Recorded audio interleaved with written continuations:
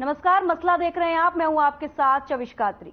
हरियाणा में 1 अक्टूबर से धान की सरकारी खरीद शुरू होने वाली है, लेकिन किसान समय से पहले पककर तैयार धान को लेकर अनाज मंडी पहुंचने लगे हैं। बता दें कि किसान अपनी धान की फसल को लेकर पहले से ही परेशान है। किसानों का कहना है कि धान की फसल की खरीद 1 अक्टूबर को ना करके उससे पहले ही शुरू कर दी जाए, जिसको लेकर कृषि मंत्री जेपी दलाल ने सरकार से गुहार लगाई है। उनका कहना है कि इस बार हमने कोशिश की थी कि मंडी जल्दी ही चल जाए, जिसको लेकर हमने भारत सरकार से इजाजत मांगी थी कि 1 अक्टूबर से जो रूटीन खरीद शुरू होती है उसे 5 से 10 दिन पहले शुरू कर दें। इसको लेकर केंद्र को चिट्ठी भी लिखी गई है, लेकिन अभी तक कोई जवाब नहीं आया है।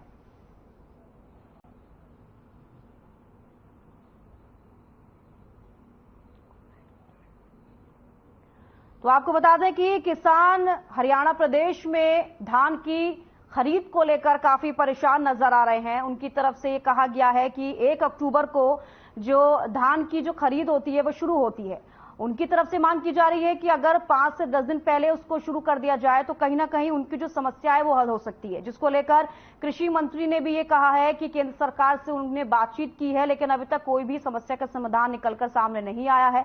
अब देखना यह होगा कि किसान जो मांग कर रहे हैं वो मांग पूरी होती है या फिर नहीं। हालांकि सूत्रों के हवाले से यह भी पता चल रहा है कि 25 सितंबर से भी शुरू हो सकती है कि धान की जो खरीद है वो शुरू हो जाए, लेकिन अभी तक जो है फैसला क्लियर नहीं हो पाया है। तो अब 1 अक्टूबर को शुरू होगी या फिर 25 सितंबर को, ये देखने वाली बात होगी। हालांकि कृषि मंत्री की तरफ से कहा गया है कि केंद्र सरकार से बातचीत की जा रही है, लेकिन उस बातचीत का जो नतीजा है वो अभी तक सामने नहीं आ पाया है।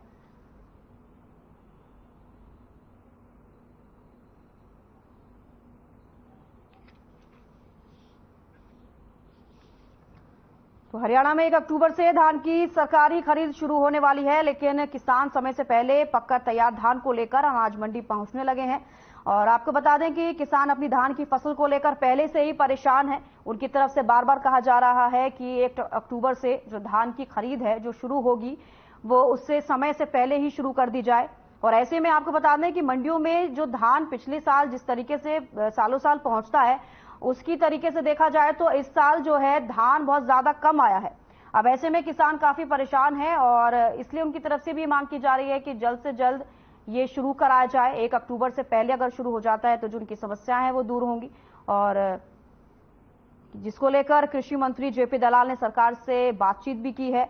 उनका कहना है कि मंडी जल्द ही चल जाए, ये उनकी तरफ से कहा गया। साथ ही भारत सरकार से इजाजत मांगी है कि 1 अक्टूबर की जगह 5 या 10 दिन पहले अगर धान की खरीद शुरू हो जाती है तो जो किसानों की तरफ से लगातार मांग की जा रही है वो मांग पूरी हो सकती है। अब ऐसे में देखना होगा कि केंद्र सरकार क्या फैसला लेती है। जैसे कि आज 22 तारीख है और ये भी कयास लगाए जा रहे हैं कि 25 सितंबर से जो धान की फसल है उसकी जो खरीद है वो शुरू हो सकती है। अब ऐसे में देखना होगा कि 1 अक्टूबर या फिर 25 सितंबर।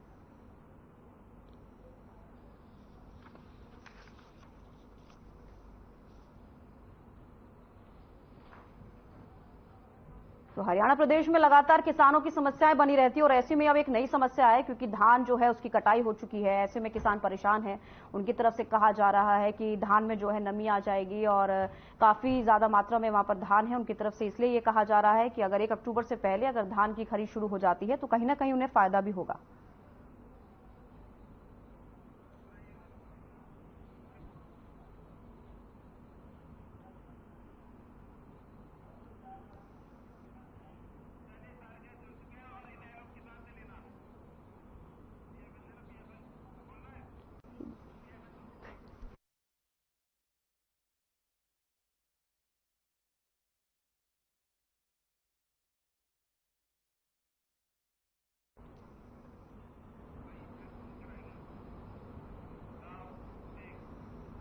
तो इसी विषय पर चर्चा करने के लिए साथ हमारे साथ जो पैनल जुड़ा है एक बार आपसे परिचय करवा देती हूं। स्वामी इंद्र किसान नेता हमारे साथ जुड़े हैं, और ओकार सिंह जी प्रवक्ता इनेलो से, बजरंग दास गर्ग प्रवक्ता कांग्रेस से, और सत्यव्रत शास्त्री जी प्रवक्ता बीजेपी से हमारे साथ जुड़े हैं। आप सभी का बहुत बहुत स्वागत है।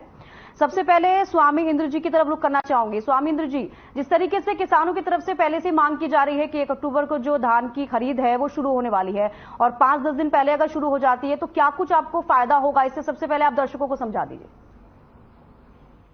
देखिए, आज देश में नहीं पूरे प्रदेश के अंदर स्थिति सबको मालूम है, किसानों की जो है बड़ी नाजुक हो चुकी है। ऐसे में किसान ने 2-2, 3-3 बार धान लगाया है जी। और फसल हमारी तैयार हो चुकी है जी। मौसम की बेरुखी के बावजूद भी किसान बड़ी मेहनत से किसी को लेकर आया है। पिछले वर्ष में हम ये बात कर रहे सरकार से लगातार, जब से बीजेपी सरकार आई है जी। उससे पूर्व भी हम ये बात करते आए हैं कि धान की जो खरीद है 15 सितंबर से शुरू हो जानी चाहिए। कारण ये है कि अगेती और पछेती फसल का जो मामला है, इस वजह से किसान की जो फसल है अर्ली क्रॉप है, ये धान की जो आ रही है और सरकार ने खरीदनी है, सरकार को मालूम है। और सरकार जानबूझकर चंद पूंजीपतियों को, व्यापारी को फायदा पहुंचाने के लिए खरीद डिले करती है। और सरकार ये दावा करती है हरियाणा प्रदेश में खास करके कि सबसे ज्यादा हम धान खरीदते हैं, किसान का 100% एमएसपी हम परचेज करते हैं। ये बात सब सही है, आंकड़ों में सही है, पर धरातल पे किसान की जो स्थिति है बड़ी ही नाजुक हो चुकी है। अभी आप देखिए, कुछ दिन पहले हम देख रहे थे हरियाणा प्रदेश के अंदर सभी जिलों में बरसात का अलर्ट था। अगर प्रदेश सरकार किसान की फसल ले लेती, 15 सितंबर से पहले शुरू कर देती परचेज, तो वो जो किसान की फसल जो अब 10 दिन लेट हुई थी या 5 दिन जो लेट हुई है, आप किसान फसल लेके सिर्फ और मंडी में आ गया। ये 1 अक्टूबर से 15 सितंबर के बीच में किसान की लगभग 60% फसल जो है बड़े व्यापारी खरीद कर किसान को अंगूठा दिखा के चले जाते हैं और सरकार की जो स्कीमें हैं धरातल बड़ी ऐसी ऐसी रह जाती हैं, तो किसान को लाभ नहीं हो पाता। तो मैं बीजेपी प्रवक्ता साहब के साथ बैठे हैं, शास्त्री जी से अनुरोध करूंगा बिल्कुल कि जो इन्होंने लेटर सरकार को लिखा है, केंद्र सरकार को, वो लेटर ना लिखकर, क्योंकि एग्रीकल्चर का जो विषय है वो स्टेट का है, केंद्र का नहीं है।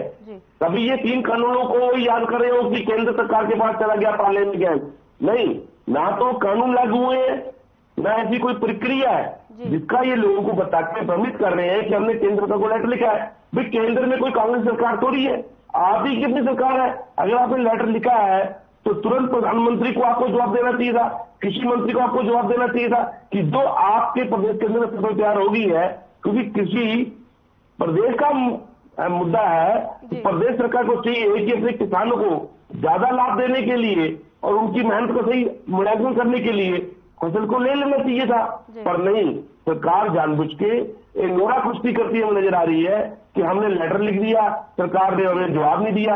अरे आपने अपने प्रदेश के किसान अन्नदाता कैसे भला करना है, ये पॉलिसी आपने बनानी है, ना कि केंद्र ने बनानी है। केंद्र ने तो आपको एक टेंडर दे दिया है कि आपने पीडीएस का अनाज इतना खरीदना है, तो आप खरीद लीजिए, पर आप इस प्रकार से अपने जवाबदेही से भाग नहीं सकते। मैं बीजेपी प्रवक्ता से कहना चाहता हूँ कि अपनी बात करने से पहले उस बात को क्लियर करें कि लेटरबाजी को बंद करके आप सीधा किसान की परचेज जो है मंडी में आपके पास एक बार सत्यव्रत शास्त्री जी से पूछ लेते हैं। सत्यव्रत जी, अभी जिस तरीके से किसान नेता भी ये कहते हुए नजर आए कि जो मसला है ये केंद्र सरकार का नहीं है, ये प्रदेश सरकार का है, और ऐसे में कृषि मंत्री की तरफ से देखा जाए तो उन्होंने भी यही बोला है कि केंद्र सरकार से बातचीत की गई है और जो खरीद है, ये धान की जो खरीद है, ये 1 अक्टूबर से शुरू ना करके अगर 5 से 10 दिन पहले शुरू कर ली जाए, लेकिन इसको लेकर के अभी तक कोई जवाब नहीं आया केंद्र सरकार की तरफ से। जी, किसान नेता है, किसान नहीं है। जो किसानों के ऊपर राजनीति करके भरण पोषण का काम करते हैं वो आजकल किसान नेता। मेरे सामने जो स्वामी इंद्र जी बैठे हैं, ये भी उसी प्रजाति के व्यक्ति हैं जो किसानों के नाम से राजनीति करते हैं। किसान के हित में आज तक न कोई काम किया और न काम करने की कोई कार्य योजना थी। यदि मैं इस बात को वर्तमान भाजपा सरकार से करूं और इनके पास यदि आकर, क्योंकि लंबे समय से किसानों पर आजीविका इनकी चल रही है, तो इनके पास आंकड़े होंगे, जरा वो भी बताएंगे। और मेरे साथ मेरे सीनियर प्रवक्ता साथी कांग्रेस के और इनेलो के हैं, उनकी सरकारें भी वर्षों रही है, उनके समय भी ये राजनीति करते थे किसान की, तो बताएंगे कि हरियाणा की वर्तमान सरकार ने 9 साल में हर साल 1100 करोड़ रुपए का भुगतान किसी न किसी रूप में किसान को कर रहे हैं। ऐसा पहले कभी हुआ क्या? हरियाणा में जितनी फसलें वर्तमान सरकार ने खरीदनी शुरू की, क्या पहले कभी खरीदी गई? एमएसपी की गारंटी की बात करने वाले पहले कभी कोई दाना खरीदा क्या? और उससे आगे चलकर भावांतर भरपाई की योजना के माध्यम से किसान के यदि एमएसपी पर पूरा नहीं मिल रहा, सरकार नहीं खरीद रही, तो भावांतर भरपाई योजना को लागू करके किसान के खाते में वो पैसा डाला जाता है। किसान की जितनी मेहनत का हम जो दे पाते हैं, ऐसा मैं नहीं कह रहा कि पूरा हो गया, लेकिन हमसे पूर्ववर्ती सरकारों के प्रयासों से हम कई गुना आगे, और इसीलिए किसान खुश है। किसान नेता और विपक्ष नाराज है। क्यों है? क्योंकि उसको पता है कि जो इनका वोटर था, जो जिसके आधार पर ये राजनीति करनी थी, उनको इतना सारा बेनिफिट दे दिया कि अब वो इनकी तरफ सोचते भी नहीं, देखते भी नहीं, झांकते भी नहीं, और इसलिए उस वर्ग को किसी न किसी प्रकार से बरगलाकर उनके किसी न बहाने से लेकर ये नहीं हुआ, ये नहीं हुआ। आप मुझे बताइए कि जो खरीद है धान की, वो स्टेट में से कैसे हो गया? वो जो बाकी फसलें हरियाणा की वो सरकार खरीदती है, लेकिन धान और गेहूं तो केंद्र सरकार खरीदती है, उसकी गाइडलाइन के ऊपर खरीदे जाते हैं। किस प्रकार का खरीदना, कितना खरीदना, कैसे खरीदना, ये योजना उसकी है।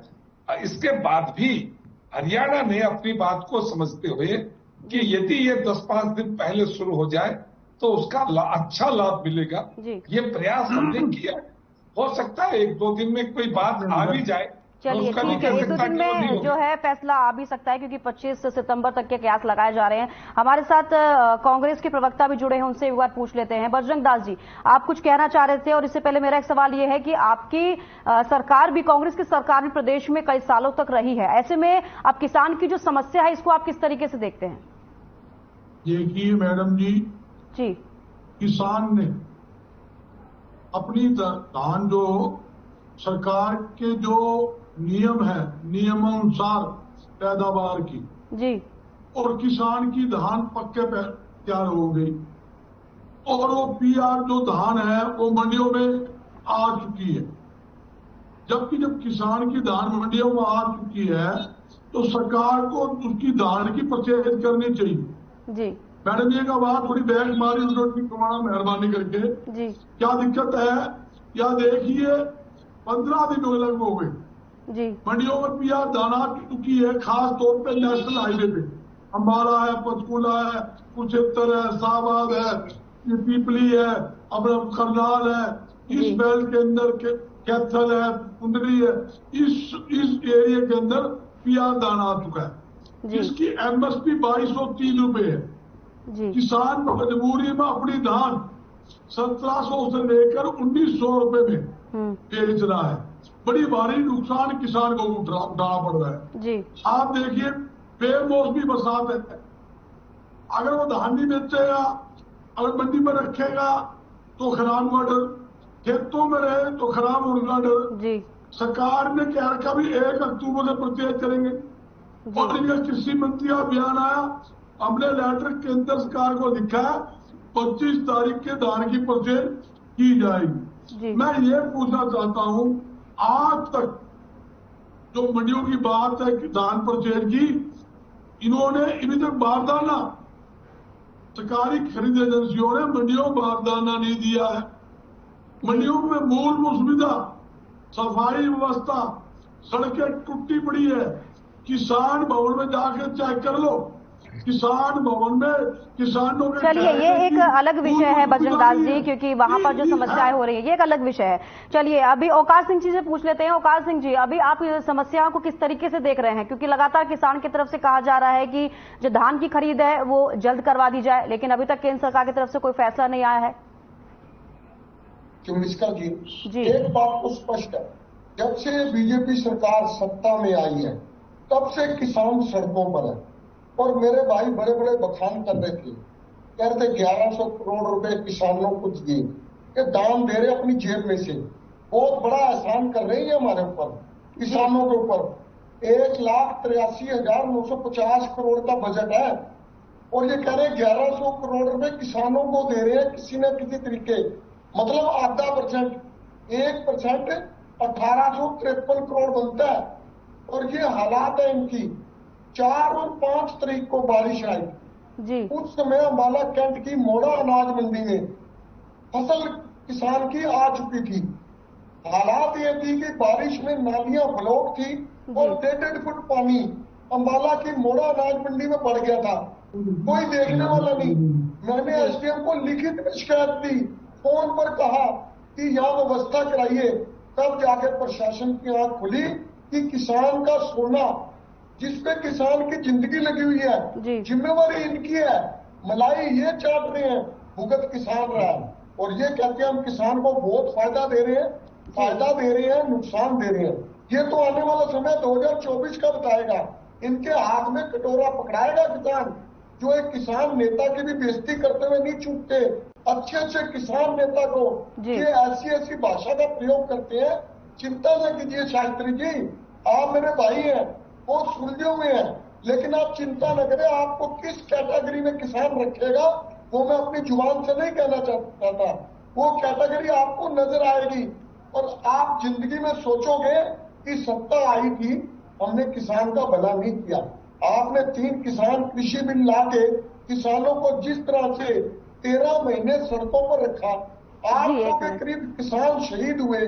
आप में से किसी ने श्रद्धांजलि देना तो दूर, एक बार उफ तक नहीं कहा। आप जैसी सरकार सत्ता में आई है, आप चिंता न कीजिए। ठीक है। 6 महीने बाद जवाब ले लेते सत्यव्रत शास्त्री जी से। और आप ना तो खरीद व्यवस्था पूरी करते ठीक है ओंकार जी, ना बारदाना पूरा देते हो। किसान हर तरह से परेशान है। किसान हर तरफ से परेशान है। सत्यव्रत शास्त्री जी क्या कुछ कहना चाहेंगे? ओंकार सिंह जी बार बार यही बात कह रहे हैं। जी देखिए, मैं कह रहा हूँ कि किसान परेशान नहीं है। किसान की अपनी समस्याएं, उससे तो धीरे धीरे उभर रहा है। लेकिन परेशानी ज्यादातर कांग्रेस और इनेलो और किसान के नाम से राजनीति करने वाले लोगों को है। क्यों है कि किसान पर जितना ध्यान हमारी सरकार ने दिया है, इससे पहले नहीं किया। और यदि इसका प्रमाण मैं ये इसलिए देता हूं कि हमसे पहले 10 साल कांग्रेस ने शासन किया, उससे पहले चौटाला साहब थे, ओंकार सिंह जी उसके हिस्से रहे हैं। और यदि आप अच्छा करते, हमारा नंबर ही नहीं आता। हमारा नंबर तो तब आया जब आपको देख लिया, परख लिया और इसमें कुछ भी दम नहीं है। ऐसा जब जनता को लगा तो भारतीय जनता पार्टी को इस राज्य की शासन सत्ता का हिस्सेदार बनाकर कि देश की लोगों की सेवा कैसे हो सकती है, ये हमने एक उदाहरण पेश करके दिखाया है। आज से पहले स्वामी इंद्र जी को मैं बड़े सम्मान के साथ कहना चाहता हूँ, क्या बीमा की राशि, क्या जब किसी प्रकार से फसल का नुकसान होता तो उसके मुआवजे की राशि पहले थी क्या ऐसी? बजरंग दास जी, और इस प्रकार से मिलता था क्या? अकाउंट में मिलता था क्या? ऐसे लोगों की ठोडियों के हाथ लगा कर, जुतियां घस कर, चलिए उनकी कृपा होती, स्वामी इंद्र जी से जवाब ले लेते हैं। हमने ऐसा सिस्टम डाला है कि कोई सरकार के पक्ष में हो या विरोध में हो, उसका हक है, उसको अकाउंट में मिलेगा और वो देने का काम किया।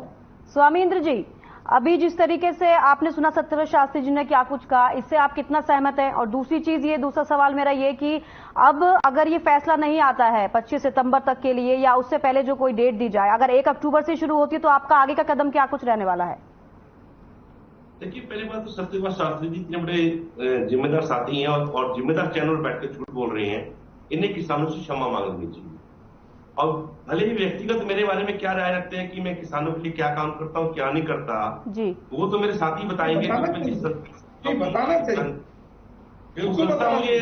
किसानों के खेत में जाकर आपने फसल की जानकारी दी, फसल चक्र की जानकारी दी, उसकी बुआई की जानकारी दी, कितने अपने सेमिनार आयोजित किए, ये सब बताना चाहिए, तभी पता चलता है। जी आपको बढ़ावा देना चाहिए।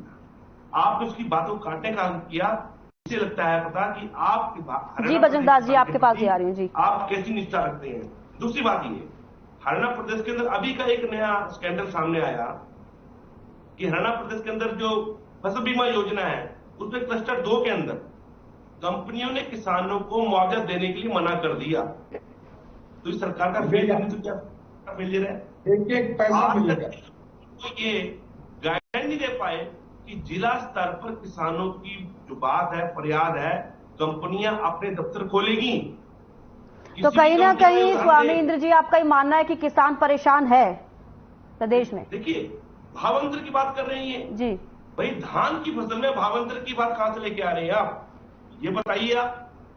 जब एमएसपी सरकार ने निर्धारित कर दिया जी, और सरकार ने कहा हमने खरीदना है, और ये जो अनाज है पीड़ित का अनाज, ये वो अनाज है सत्येंद्र शास्त्री जी जिसकी पैरवी भारत के प्रधानमंत्री नरेंद्र मोदी करते हैं कि 80 करोड़ जनता को ये अनाज पहुंचाना है।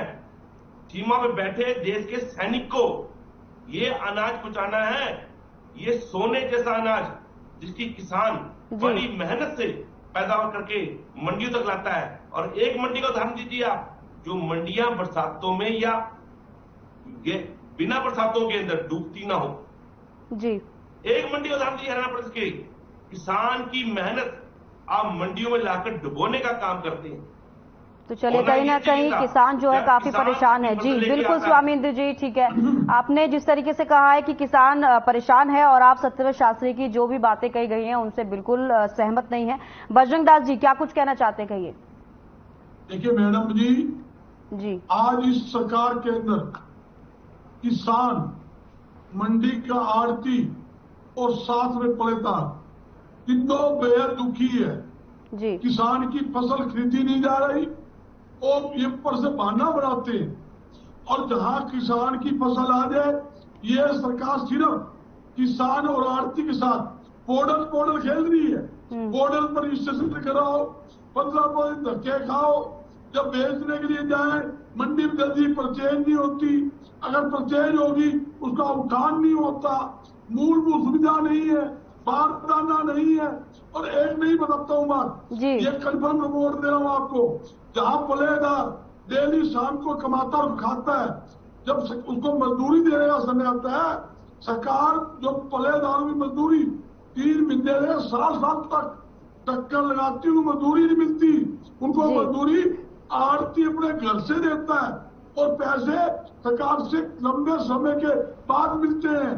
जहां तक कि आड़तियों की इन्होंने आड़त कम कर दी, जहां पिछपर में कुछ पैसे धान की आड़त में मिलती है, इन्होंने उनके 9 रुपए कम करके 40 रुपए आड़त कर दी। क्यों कर दी भाई? 10% आड़त है, अनेकों साल से आड़त है, महंगाई बढ़ी है, जबकि आड़त नहीं बढ़ी। उल्टा इस राज के अंदर आड़तियों की कम कर दी गई। कौन से किसके हित में काम कर रहे? किसान के हित में नहीं, आड़ती के हित में नहीं, पलेदार के हित में नहीं। हर वर्ग इनसे दुखी है, चिल्ला कर रो रहा है कि हमारी धान खरीदे, क्यों नहीं खरीदते? जी ठीक है बजरंग दास जी, ठीक है। आपका कहना है कहीं ना कहीं किसान परेशान है और बीजेपी की सरकार में ये हो रहा है। जी बजरंग दास जी, किसान आत्महत्या करने पर मजबूर है। बिल्कुल। हो चुके हैं, उनकी जमीनें बिक रही हैं। लास्ट कमेंट में ओकार सिंह जी से ले लेती हूँ। ओकार सिंह जी, सत्येंद्र शास्त्री की तरफ से ये कहा जा रहा है कि इनेलो और कांग्रेस जो है राजनीति कर रही है, किसान कोई राजनीति नहीं कर रहे हैं। किसान बीजेपी की सरकार में बेहद खुश नजर आ रहे हैं और जितना बीजेपी ने किया है उतना अभी तक किसी सरकार ने नहीं किया है। लास्ट कमेंट चाहूंगी, कुछ सेकंड में अपनी बात खत्म कर दीजिए। इसका लिए तो 2024 बता देगा। प्रधानमंत्री श्री नरेंद्र मोदी जी ने कहा था 2022 में किसान की आय दुगनी करेंगे, 2023 आ गया, आय तो दुगनी नहीं हुई, लेकिन इनपुट दुगना हो गया। खाद का, डीजल का जो रेट है वो दुगने जरूर हो गए। आज किसान इनके पोर्टलों से परेशान है, मेरी फसल मेरा भी होगा, अंतर योजना, मुआवजे के लिए पोर्टल, और वो पोर्टल किसान चलाना नहीं जानता। किसान को सीएससी सेंटर में जाकर अपनी खेत कटवानी पड़ती है। इनसे पूछिए, एक अनपढ़ किसान क्या पोर्टल चलाएगा? चलिए ठीक है, समय का अभाव है, माफ कीजिएगा आप सभी का। 200 से 500 रुपए जी सत्येंद्र शास्त्री जी। मैं ये कहना चाहता हूँ, ओंकार सिंह जी जिस किसान की मेहनत के ऊपर पानी फेर रहे, उसकी इंटेलिजेंसी पर प्रश्न चिन्ह उठा रहे, मैं इसको कंडेम करता हूँ और ओंकार सिंह जी को इसको बात मानना चाहिए। किसान और किसान का परिवार शिक्षित है। हर किसी के व्यक्ति के आज परिवार में कंप्यूटर और मोबाइल, एंड्रॉइड फोन, ये सब चीजें हैं, उससे वो सब अपने घर बैठा काम करते हैं। आप जाके किसी चलिए बिल्कुल, आप सभी का समय का अभाव है, माफ कीजिएगा। स्वामी इंद्र जी, ओंकार सिंह जी, बजरंग दास जी, सत्येंद्र शास्त्री जी, आप सभी का बहुत बहुत शुक्रिया हमारे साथ जुड़ने के और इस विषय पर चर्चा करने के लिए। तो फिलहाल के लिए इतना ही, दीजिए इजाजत, नमस्कार।